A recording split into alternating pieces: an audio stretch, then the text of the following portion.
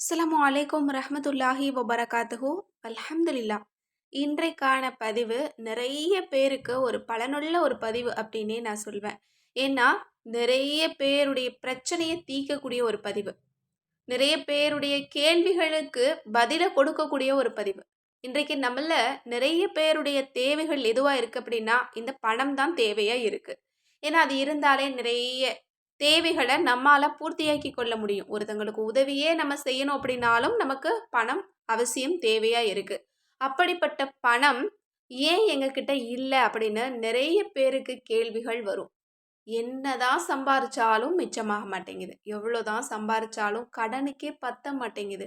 கடன் தீரவே மாட்டேங்குது. இன்னும் தொழில்கள்ல, வியாபாரத்துல பரக்கத் இல்ல. இந்த மாதிரி எல்லா பிரச்சனைக்கும் இன்னைக்கு நான் உங்களுக்கு ஒரு சொல்யூஷன் சொல்லப் போறேன். யாரெல்லாம் பணப்பிரச்சனையில இருக்கீங்களோ, அது எந்த ஒரு விஷயமா கூட இருக்கட்டும். கடனா இருக்கட்டும், நோயா இருக்கட்டும், அல்லது ஒரு திருமணத்திற்கு ஒரு பணம் வேணும், வியாபாரத்துக்கு பணம் வேணும், அல்லது வியாபாரம் சரியா நடக்கல, வேலை கிடைக்கல, இந்த மாதிரி பணம் வரக்கூடிய விஷயம் எதுவாக இருந்தாலும், அதுல நீங்க கஷ்டப்பட்டுட்டு இருக்கீங்க அப்படின்னா, இந்த விஷயங்கள மட்டும் நீங்க கவனிச்சுக்கோங்க. ஏன்னா, இத நீங்க கவனிக்காத வரைக்கும் உங்ககிட்ட அந்த ரிஸ்க்குன்னு சொல்லக்கூடிய அந்த பணம் ஒருபோதும் வராது. அப்படி வந்தாலும் உங்க கையில ரூ. 1 கூட நிக்காது. ஏன்னா, மிக இறுக்கமாக மூடப்படுமாம். இதுல ஏதாவது ஒரு விஷயத்த நம்ம செஞ்சாலே, இதுல இருக்கிற எல்லாமே நம்மகிட்ட இருந்துச்சு அப்படின்னா, கண்டிப்பாக பணம் என்கின்ற கவலை நமக்கு வாழ்நாள் முழுக்க இருந்து கொண்டு தான் இருக்கும். அப்படி நாமளே சரி பண்ணக்கூடிய ஒரு சில விஷயங்கள தான் நான் உங்களுக்கு சொல்லப் போறேன். ஹதீஸ் வழியில ரசூலுல்லாஹ் திட்டவட்டமா சொல்லப்பட்ட ஒரு சிறந்த விஷயங்கள தான் நான் உங்களுக்கு இன்னைக்கு சொல்லப் போறேன். இதை எல்லாருமே நோட் பண்ணி வச்சுக்கோங்க. ஒரு நோட்ல கூட நீங்க எழுதி வச்சுக்கோங்க. இதுல நீங்க என்னெல்லாம் தவறுகள் பண்றீங்க, எதை நீங்க பண்ணல அப்படிங்கிறத நீங்க நோட் பண்ணி வச்சுக்கிட்டீங்க அப்படின்னா, உங்கள நீங்களே சரி பண்ணிக்கலாம். கண்டிப்பாக நிறைய பேருடைய கவலைக்கு இது மருந்தாக அமையும். ஏன்னா நம்மள நிறைய பேர் கேள்வி கேட்குறோம் இல்லையா? தனியா உட்கார்ந்தோம்னாலே, நம்ம மட்டும் ஏன் இப்படியே இருக்கோம்? எல்லாரும் நல்லா சம்பாதிக்கிறாங்க, பெரிய ஆளா வளர்ந்துட்டு இருக்காங்க. ஆனா நம்ம இவ்வளோ சம்பாதிக்கிறோம், இப்படி இருக்கோம். நம்மகிட்ட சம்பார்த்தனையே இல்லையே அப்படின்னு ஒவ்வொருவரும் ஆண்களா இருந்தாலும், பெண்களா இருந்தாலும் யோசனை பண்ணிட்டு தான் இருக்கோம். அப்ப அந்த யோசனைக்கான சொல்யூஷன் கிடைச்சா உங்களுக்கு அது எவ்வளோ யூஸ்ஃபுல்லா இருக்கும்? கண்டிப்பா இன்னைக்கு அப்படிப்பட்ட விஷயங்கள தான் நான் சொல்லப் போறேன். எல்லாருமே நோட் பண்ணி வச்சுக்கோங்க. இப்ப அந்த விஷயங்கள் என்னென்ன அப்படிங்கிறத பார்க்கலாமா? முதல் விஷயம், நம்ம லேட்டா எழுந்திரிக்கிறோம். இதுதான் நம்மளோட வழக்கம் அப்படின்னா, கண்டிப்பா ரிஸ்க் நம்மகிட்ட தங்காது. ரிஸ்க்கின் வாயில் நமக்கு மூடப்படும். ஏன்னா, பரக்கத்தான வானவர்கள் இறங்கக்கூடிய நேரம். அந்த நேரத்துல நம்ம அல்லாஹ்வ துதி செஞ்சுட்டு இருக்கணும். அல்லாஹ்வ நினைச்சுக்கிட்டு, அவன்கிட்ட நம்மளோட துஆக்கள கேட்டுக்கிட்டு மகிழ்ச்சியா இருக்கக்கூடிய ஒரு நேரம் அந்த நேரம். அந்த நேரத்துல கண்டிப்பா நம்ம முழிச்சிருக்கணும். அல்லாஹ்வோட தொடர்புடையவங்களா நம்ம இருக்கணும். அது இல்லாம நம்ம தூங்கிக்கிட்டு இருந்தோம் அப்படின்னா, ஒருபோதும் நம்மகிட்ட பரக்கத் தங்காது. முசீபத்துக்கள் நிறைந்து தான் இருக்கும். தரித்திரங்கள் நிறைந்து தான் இருக்கும். 2வது விஷயம் என்ன அப்படின்னா, இஸ்திக்ஃபார். கண்டிப்பா இத நம்ம அதிகமா செய்யணும். இன்றைக்கு நம்மள நெறைய பேர் யோசிக்கிறது என்ன அப்படின்னா, பாவம் செஞ்சா தான் இஸ்திக்ஃபார் சொல்லணும் அப்படின்னு நெனைக்கிறாங்க. அப்படி கிடையவே கிடையாது. நம்ம எல்லாருமே பாவம் செஞ்சாலும், செய்யாவிட்டாலும் இஸ்திக்ஃபார கட்டாயம் ஓதியே ஆகணும். ஏன்னா ரசூலுல்லாஹ் பாவமே செய்யாதவங்க தான். அவங்களே ஒரு நாளைக்கு 200 முறை குறைந்தபட்சம் ஓதியிருக்காங்க அப்படின்னா, கண்டிப்பா நாமும் இஸ்திக்ஃபார அதிகப்படுத்தணும். நம்ம எல்லாருமே பாவம் செய்யக்கூடிய மனுஷங்க தான். நமக்கு தெரியாது. இதுதான் சில பாவம். இது பெரிய பாவம், சின்ன பாவம்னு. ஆனா, அல்லாஹ் எல்லாத்தையுமே பார்த்துட்டு தான் இருக்கான். ஒரு நாளைக்கு நம்ம எல்லாருமே செய்யக்கூடிய பாவத்த எண்ணியே பார்க்க முடியாது. அந்த அளவுக்கு பாவங்கள நம்ம செய்றோம். அப்படிப்பட்ட கால சூழ்நிலையிலயும் நம்ம வாழ்ந்துட்டு இருக்கோம். அதனால நமக்கு வரக்கூடிய சிரமங்கள் எல்லாமே நம்ம பாவத்தின் காரணமா தான் இருக்குது. அதனுடைய பிரதிபலிப்பு தான். அதனால அந்த பாவங்களுக்கு நம்ம அன்றாடம் இஸ்திக்பார செஞ்சுகிட்டு வந்தோம் அப்படின்னாலே, கண்டிப்பா நமக்கு பரக்கத்த அல்லாஹ் அதிகப்படுத்துவான். சிரமங்கள் லேசாகும். 3வது விஷயம் என்ன அப்படின்னா, குடும்பத்தில இருக்கக்கூடிய ரத்த பந்தங்கள நம்ம உறவ முறிச்சு நம்ம வாழ்ந்தோம் அப்படின்னாலும், கண்டிப்பா நம்மகிட்ட பணம் தங்காது. கண்டிப்பா. எப்படி நேரத்தோட எழும்பலைன்னா பணம் தங்காதோ, இஸ்திக்பார் ஓதலைன்னா பணம் தங்காதோ, அதே மாரி உறவுகள துண்டிச்சு வாழ்ந்தோம் அப்படின்னா, கண்டிப்பா பணம் தங்காது. இந்த உறவுகள இணைச்சு வாழ்றதுல தான் பெருவாரியான பரக்கத் இருக்குது அப்படின்னு ரசூலுல்லாஹ் நமக்கு சொல்லிக் குடுத்துருக்காங்க. அவங்களுக்கு உணவு கொடுத்தா ரொம்ப நல்லது, உபசரிச்சா ரொம்ப நல்லது.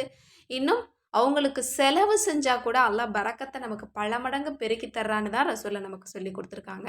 அதனால அப்படிப்பட்ட உறவுகள நம்ம முறிச்சு, அது யாராவது இருந்தாலும் சரி, அம்மா வழியில இருந்தாலும் சரி, அத்தா வழியில இருந்தாலும் சரி, யார் வழியில இருந்தாலும் அவங்களுடைய ரத்த பந்த உறவுகள நம்ம முறிக்கக்கூடாது. எல்லார்கிட்டயுமே நம்ம பேசக்கூடிய அளவுல நம்ம இருந்தோம்னு சொன்னா, பரக்கத்து நம்மகிட்ட வரும். இல்ல நிறைய பேருடைய ரத்த பந்தங்கள நம்ம முறிச்சிருக்கோம். ஆனா, ஒரு பக்கம் நிறைய அமல் செய்றோம் அப்படின்னா, கண்டிப்பா நமக்கு பரக்கத்து இருக்காது. பணம் நம்மகிட்ட தங்காது. பணம் சம்மந்தப்பட்ட பிரச்சனை இருந்துகிட்டு தான் இருக்கும். இத நீங்க சரி பண்ணிக்கோங்க. அடுத்தது 4வது விஷயம் என்ன அப்படின்னா, நம்ம அல்லாஹ்வோட இணையணும். தவக்கல் அப்படின்னு சொல்லக்கூடிய ஈமானும், இறையச்சமும் அதிகமா இருக்கணும். இது நமக்கு குறைவா இருக்குது அப்படின்னு சொன்னா, ஒருபோதும் நம்மகிட்ட பணம் தங்காது. ரூ. 1 கூட தங்காது. ஏன்னா, நானே நிறைய சமயங்கள்ல இத உணர்ந்திருக்கேன். ஈமான் குறைஞ்சது அப்படின்னா, நம்மளுடைய பரக்கத்து குறைக்கப்பட்டதாக எனக்கு உடனே தெரிஞ்சிரும்.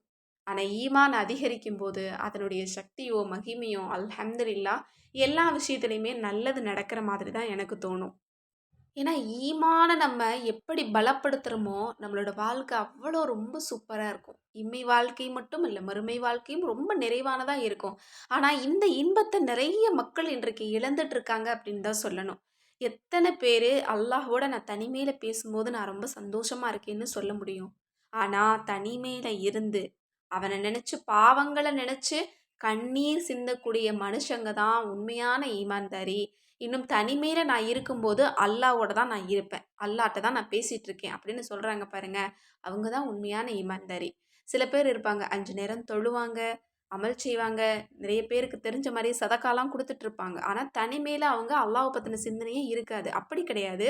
நம்ம அமல் செய்றோம், அடுத்தவங்களுக்கு குடுக்குறோம் அப்படிங்கிறத தாண்டி, அல்லாஹ்வோட நம்மள நெருக்கப்படுத்திக்கணும். அவனோட அதிகமா பேசணும். ஒரு விஷயத்த செஞ்சா அல்லாஹ் பார்த்துட்டே இருக்கான் அப்படிங்கிற ஒரு உணர்வு நமக்கு வருது பாருங்க. அந்த ஒரு ஈமானும், இறையச்சமும், தவக்கலும் நமக்கு இருந்துச்சு அப்படின்னா, அல்லாஹ் பரக்கத்தின் வாயில நமக்கு திறந்து வைக்கிறான். பணக்கஷ்டம் ஒருபோதும் இருக்காது. கண்டிப்பா நீங்க ஈமான வளர்த்து பாருங்க. ரிஸ்க் அப்படின்னு சொல்லக்கூடிய இந்த பணம் உங்களுக்கு எப்படி வருதுன்னு பாருங்க. அல்ஹம்துலில்லாஹ் அல்லாஹ் உங்களுக்கு அதிகமா குடுப்பான். அதில பரக்கத்தையும் குடுப்பான். ஏன்னா, இது நான் தனிப்பட்ட முறையில உணர்ந்தது அல்ஹம்துலில்லாஹ். நீங்களும் இத உணர்ந்து பாருங்க. அதனுடைய இன்பமே தனி. அடுத்தது 5வது விஷயம். இது ரொம்ப ரொம்ப முக்கியமான ஒரு விஷயம். இன்றைக்கு நம்மள்ல இல்லாத, செய்யாத ஒரு விஷயம் என்னன்னு கேட்டா, அது இதுதான். சதக்கா. கண்டிப்பா சதக்கா செய்யறத அதிகப்படுத்தணும். ரசூல் என்ன சொல்லியிருக்காங்க தெரியுமா? தினமுமே சதக்கா பண்ணணும்னு சொல்லியிருக்காங்க. ஆனா நம்மள்ல நிறைய பேரு வருஷத்துக்கு ஒருக்கா கூட சதக்கா குடுக்க மாட்டோம். சதக்கான்னா நம்ம என்ன நெனைக்கிறோம்னா, இந்த நோன்புல ரமலான் மாதத்துல குடுக்குறது அப்படின்னு நெனச்சுக்கிட்டு இருக்கீங்க. அது கிடையாது. நோன்புல குடுக்கறது ஜக்காத். அது நமக்கு கடமை. ஆனா, இந்த சதக்காங்கிறது நம்ம பிரியப்பட்டு நம்ம குடுக்கறது. நம்மளோட வருமானம் இவ்வளவு இருக்குன்னா, அதுல இத்தன பெர்சன்ட்ட நான் மத்தவங்களுக்காக ஒதுக்கி வச்சு உதவி செய்றேன். ஒருத்தவங்களுக்கு உடல்நிலை சரியில்லைன்னா நான் குடுக்குறேன். ஒருத்தவங்களுக்கு சாப்பாட்டுக்கு கஷ்டமா இருந்தா நான் குடுக்குறேன். அப்படின்னு சொல்லிட்டு செய்றாங்க பாருங்க. அதுக்கு பேரு தான் சதக்கா. இன்றைக்கு நம்மள எத்தன பேர் இத செய்றோம்? ஆனா, நம்ம எல்லாருக்குமே அல்லாஹ் குடுத்துட்டு தான் இருக்கான். பரக்கத்த ஏதாவது ஒரு வழியில குடுத்துட்டு தான் இருக்கான். கண்டிப்பா நம்ம எல்லாருமே போதுங்கிற அளவுக்கு தான் நம்ம வாழ்ந்துட்டு இருக்கோம். எத்தன நெருக்கடி நீங்க சொல்லுங்க. அத்தன நெருக்கடியிலயும் அல்லாஹ் நமக்கு கொடுக்கிறத கொடுத்துட்டு தான் இருக்கான். அதுலயும் நீங்க எடுத்து வச்சு நீங்க மத்தவங்களுக்கு குடுக்கணும். அதுதான் சதக்கா. அந்த சதக்காவ உங்களால முடிஞ்சதுன்னா, வாரத்துக்கு ஒரு முறை, தினமும் கூட நீங்க குடுத்துட்டு வாங்க. ஒருத்தங்களுக்கு ஒரு நேரம் சாப்பாடு குடுங்க. அது பெரிய ஒரு பாக்கியம். அது கண்டிப்பா உங்களுக்கு மறுமை நாள்ல வரும். அது சதக்கா அப்படிங்கிறது கட்டாயம் உங்கள மறுமை நாள்ல காப்பாத்தக்கூடிய ஒரு அமல் அது. அது மட்டும் இல்ல, சதக்காவ அதிகப்படுத்துற குடும்பத்துக்கு அல்லாஹ் பரக்கத்தின் வாயில திறக்கிறான். அவங்களுடைய தொழில்கள்ல அல்லாஹ் பரக்கத்த குடுக்குறான். அவங்க தொட்ட காரியமெல்லாம் பொன்னா அல்லாஹ் மாத்துறான். இத பத்தி நம்ம ஏராளமான சம்பவங்கள் கேள்விப்பட்டிருக்கோம். ஒரு சின்ன சம்பவத்த மட்டும் நான் சொல்றேன் கேளுங்க. ஒரு ஏழை விவசாயி இருந்தாராம். அவரு ஊருக்குள்ளே பிரபல்யமா இருந்திருக்காரு. என்ன காரணம் தெரியுமா? யாருக்குமே மழை இல்ல அப்படின்னாலும், அந்த விவசாயியோட நிலத்துக்கு மேல மட்டும் மழை வருமாம். இத பார்த்த ஊர் மக்கள் எல்லாருமே ஆச்சரியப்பட்டு அந்த நபர்கிட்ட போய் கேட்டாங்களாம். "உங்களுக்கு மட்டும் எப்படி மழை பெய்யுது? உங்களோட வயல் மட்டும் எப்படி செழிப்பா இருக்குது? எங்களோட வயல் எல்லாம் காஞ்சு போய் கிடக்குது. ஏன்னா ஊருக்குள்ளேயே மழை இல்ல. ஊருக்குள்ளேயே பஞ்சமா கிடக்குது. உங்களுக்கு மட்டும் இது எப்படி நடக்குது?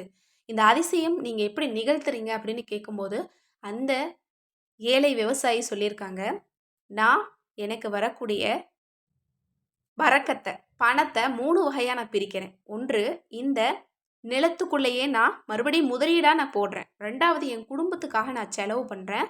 3வது இத ஒதுக்கி வச்சு நான் இல்லாதவங்களுக்கு நான் குடுத்துருவேன். மொத்தம் 3ஆ பிரிச்சு நான் இத செஞ்சுட்டுருக்கேன். அல்ஹம்துலில்லாஹ் அதனால தான் எனக்கு அல்லாஹ் இந்த அதிசயத்த நிகழ்த்திட்டு இருக்கான்னு சொன்னாங்களாமா. இந்த அளவு நம்மளோட வாழ்க்கையிலயும் அல்லாஹ் அதிசயத்த நிகழ்த்துவான். ஆனா நம்ம நெறைய பேரு பணத்த பிடிச்சு வச்சுக்கிட்டு, எனக்கு இதெல்லாம் நடக்கணும். என்னுடைய இந்த துஆவெல்லாம் கபூல் ஆக மாட்டேங்குது அப்படின்னு சொல்லிட்டு இருக்கோம். அத விட்டு பாருங்க. உங்களோட துஆ கபூலாகும். உங்களுக்கு தேவையான ரிஸ்க் எல்லாம் தேடிக் கொண்டு வந்து தருவான். அடுத்தது 6வது சோம்பேறித்தனம். நம்ம நிறைய விஷயங்கள் பண்ணணும், நிறைய விஷயத்துல சாதிக்கணும், நிறைய சம்பாதிக்கணும்னு நினைப்போம். ஆனா சோம்பேறித்தனமாவே நம்ம இருந்துகிட்டு இருப்போம். அதுக்கு எந்த முயற்சியுமே பண்ண மாட்டோம். இப்ப நம்ம ஓதிட்டு உட்கார்ந்தோம் அப்படின்னா பணம் வராது.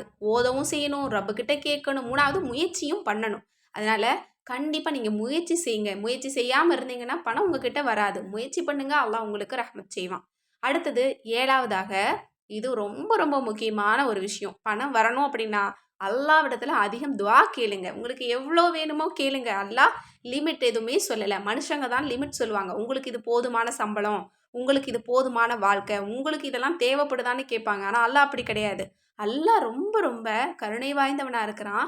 பெரும் கொடையாளனா இருக்கிறான். அவன்கிட்ட அதிகமா கேட்டா தான் சந்தோஷப்படுவானாம். கொஞ்சமா கேட்டா அவன் வந்து என்னுடைய தகுதிக்கு என்னுடைய அடியான் இவ்வளோ தான் கேட்டுட்டானேன்னு சங்கடப்படுவானாம். அதனால முடிஞ்ச அளவு அதிகம் அதிகம் துஆ கேளுங்க. எவ்வளோ வேணுமோ கேளுங்க. எதுல உங்களுக்கு பரக்கத் வேணுமோ கேளுங்க. ரப்பு உங்களுக்கு கட்டாயம் கபூலாக்கி தருவான். அல்ஹம்துலில்லாஹ். இன்னைக்கு நான் 7 விஷயத்த நான் சொல்லியிருக்கேன். அதாவது பரக்கத் கடினமா மூடக்கூடிய 7 வழிய நான் சொல்லியிருக்கேன்.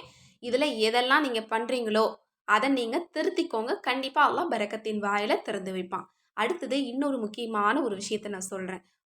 உங்களோட கடன் பிரச்சனை நீங்கணும். கோடி ரூபாய் கடன் இருக்கு. அது நீங்கணும். நோயில அதிகமா நீங்க கவலைப்படுறீங்க. நோய் நீங்கணும். உங்களோட தொழில்ல பரக்கத்தா அல்லாஹ் கொடுக்கணும். செழிப்பை ஏற்படுத்தணும். உங்களோட தடைப்பட்ட காரியங்கள் நடக்கணும். ஒரு திருமணம் நடக்கணும். ஒரு குழந்தை பாக்கியம் கிடைக்கணும். இந்த மாதிரி பெரிய ஹாஜத்துக்கள் இருக்கு இல்லையா? வேலை கிடைக்கணும், தொழில் அமையணும். இந்த மாதிரி பெரிய ஹாஜத்துக்கள் ஏதாவது இருந்தது அப்படின்னா, கண்டிப்பா சதக்காவ குடுத்துட்டு, நீங்க அடுத்த நொடி நீங்க துஆ செய்யுங்க இன்ஷா அல்லாஹ். அப்படியே உங்களுக்கு அல்லாஹ் கபூலாக்கி தருவான். நீங்க எவ்ளோ கடன்ல மாட்டிட்டு இருந்தா கூட, சதக்காவ குடுத்துட்டு துஆ செஞ்சு பாருங்க. அந்த கடன் லேசாகறதுக்கு அல்லாஹ் உங்களுக்கு உதவிய குடுப்பான்.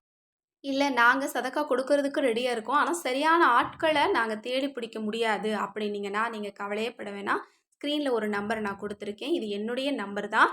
இந்த நம்பருக்கு உங்களால ஆன முடிஞ்ச உதவித் தொகைய நீங்க குடுங்க இன்ஷா அல்லாஹ். ஏன்னா என்கிட்ட நெறைய பேர் இப்ப சமீப காலமா மருத்துவ உதவி கேட்குறாங்க. இன்னும் ஆப்ரேஷனுக்கு பணம் கேட்குறாங்க. இன்னும் உணவுக்காக கூட நெறைய பேர் கேட்குறாங்க. எல்லாருமே கரெக்ட்டான ப்ரூஃப் வச்சிருக்காங்க. அவங்க எல்லாருக்குமே உதவிகள செய்யணும் அப்படிங்கிற ஒரு ஆசையில தான் நானும் இருக்கேன். என்னால தனியா செய்ய முடியாது இல்லையா? நம்ம எல்லாருமே சேர்ந்து செய்வோம் இன்ஷா அல்லாஹ். உங்களால முடிஞ்சதுன்னு சொன்னா, மாதம் ஒரு நபருக்கு மருத்துவ உதவி நீங்க பண்ணலாம். ஒரு மாத்திரை செலவ நீங்க ஏத்துக்கலாம். அல்லது ஒரு உணவுக்காக நீங்க வந்து ஏதாவது உதவிகள நீங்க குடுக்கலாம். இந்த 2 நாள்ல என்கிட்ட 3 நபர்கள் உதவி கேட்டிருக்காங்க. எல்லாமே மருத்துவ உதவி தான் இன்ஷா அல்லாஹ். உங்களால அவங்களுக்கு ஏதாவது உதவ முடிஞ்சது அப்படின்னா, இன்ஷா அல்லாஹ் நான் உங்களுக்கு ஸ்க்ரீன்ல காட்டுற இந்த நம்பருக்கு நீங்க ஜிபே பண்ணிடுங்க இன்ஷா அல்லாஹ். அல்லாஹ் உங்களுக்கு பெரிய உதவிய கொடுப்பான். அல்லது மாதா மாதம் நீங்க செய்யறக்கு விருப்பம் அப்படின்னு சொன்னா, நீங்க மெசேஜ்ல அத தெரியப்படுத்துங்க இன்ஷா அல்லாஹ். சரியான நபர்கள நாங்க உங்களுக்கு வந்து காட்டுவோம். நீங்க உங்களுக்கு உதவிய கொடுங்க. அல்லாஹ் உங்களுக்கு பெரிய கூலிய இரு உலகிலுமே தருவான் இன்ஷா அல்லாஹ். அஸ்ஸலாமு அலைக்கும் வரஹ்மத்துல்லாஹி வபரகாத்துஹு.